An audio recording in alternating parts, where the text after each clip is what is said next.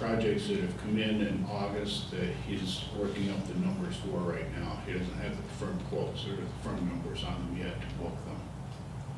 Okay. But Well, he is going to have some. that needs to be a separate look thing. in this. Separate revenue. So, Yeah, because that's something we took out of the budget yes. and we spent that money someplace else. And I don't want to get caught. I mean, here it is the end of the quarter. I mean, these are only reflecting 2 months, but Mhm. we need to see if that really works, because it's about $50,000, is that correct? Pardon me? About $50,000 or $100,000? In cost recovery, well, between fees to the, to developers and capitalization of cost to the projects for internal force labor on the projects is, we budgeted $1 million. Oh, is that much? Well, some of that gets capitalized, so, Yes, but we need to still track that we still need to. on his track, number. Yes. stuff. Somewhat of an offset of that is that the personnel that, and the additional He 3 or hasn't 4 hired personnel have not been hired as yet either. So there's a corresponding reduction in cost to be recovered. Well, we have a hydrologist coming on staff today, or was it next week? I'm not sure what day it is. I'm thinking it might be today. No, I didn't see it. It's very short term, but it's not today. Modeler Modeler. starts Monday. Monday. Starts Monday, okay. We have a program, nobody can run it, so we look at the hydrology of our system. So, Again, back to this, you're able to take totals and drill down into the detail in these things so you can start identifying trends. And again, this can be set up for commissioners' use, for internal use, or for private use for individuals. And then the last report is the 4th page in, which is the project report of the projects that are still open as of August 31st. Some are on hold, but still open. This is the project number, which is internal, the project name, and then I added a column to this of the funding source for each of those projects. If there's nothing in the box, it's assumed that it will be paid for R&R funds. Otherwise, kind sorry. of, what page are you on? it's it should be the 4th page in, I believe. Project report. About that. Yeah, it says project report on the top left corner. Yeah, we're right there. Okay. Yeah, okay. And then budgets, the cost to date, and so on, and the total expended on the project to date, including encumbrances. And then the last column is the balance to complete, which is the difference between the total budget less the already expended and the purchase orders issued for the project. You'll see there's about $20 million in total, and this does include the 2 SPLOST projects. You'll see that at number 702 and 703. You'll note that 703 is $6.8 million budget, but there's only 3.7 of SPLOST in that, 3.3 of SPLOST for that. So the offset for that will more than likely have to be debt. Right now, we have a line of credit with BB&T Bank to pay for the ongoing construction, but the long-term financing will have to be obtained for that difference. Then at the bottom of the page is a summary of our internal reserve balances and our the SPLOST funds received to date, broken down by category. This is, we have funds available in between the capital reserves and repair and replacement reserves of $7.2 million after all of these projects were completed. So there is some money there for that possibly could be diverted, rather used for shortfall in of the SPOS money, but there are other projects that may be waiting in the wings that it needs to be used for. And then the total SPOS shortage is about $17 million to complete those two projects.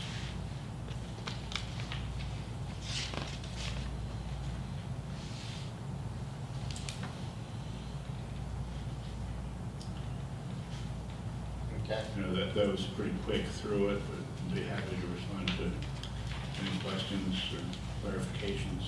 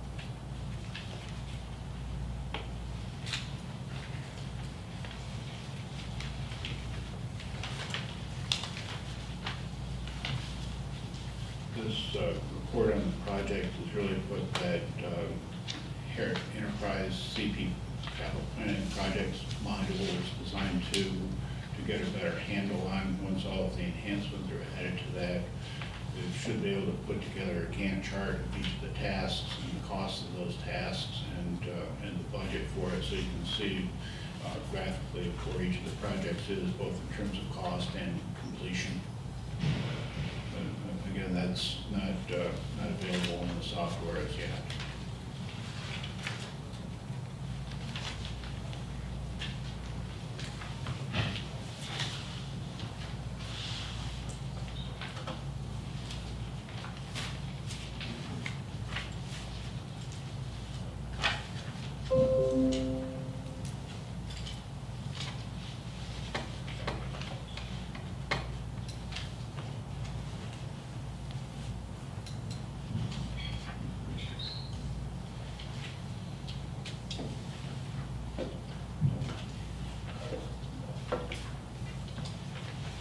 Commissioners, other questions?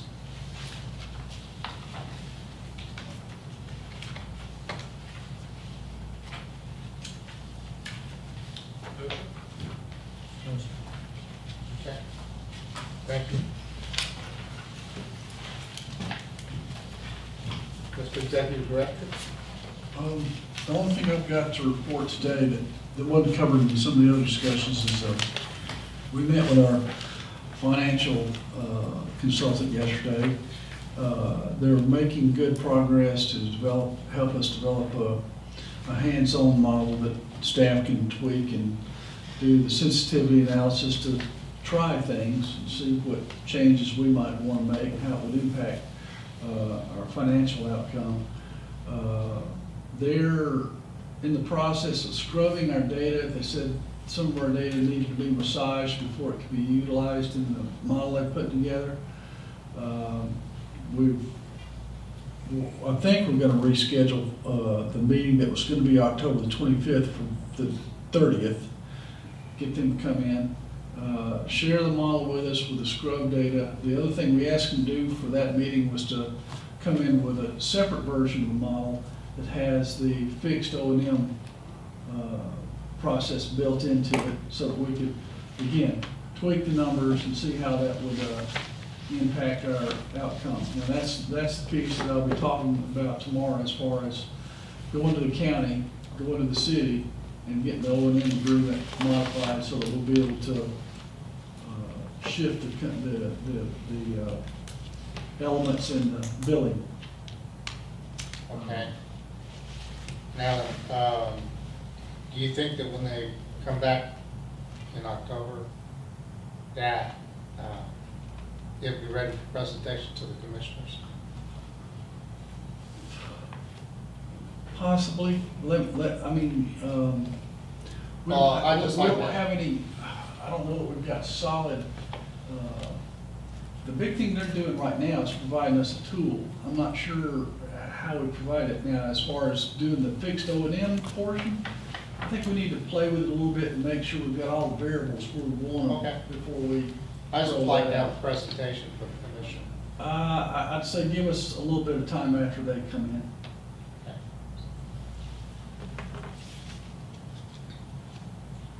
Okay, anything else? No, sir. Commissioners, you got anything else? Okay. Meeting is adjourned, thank you very much.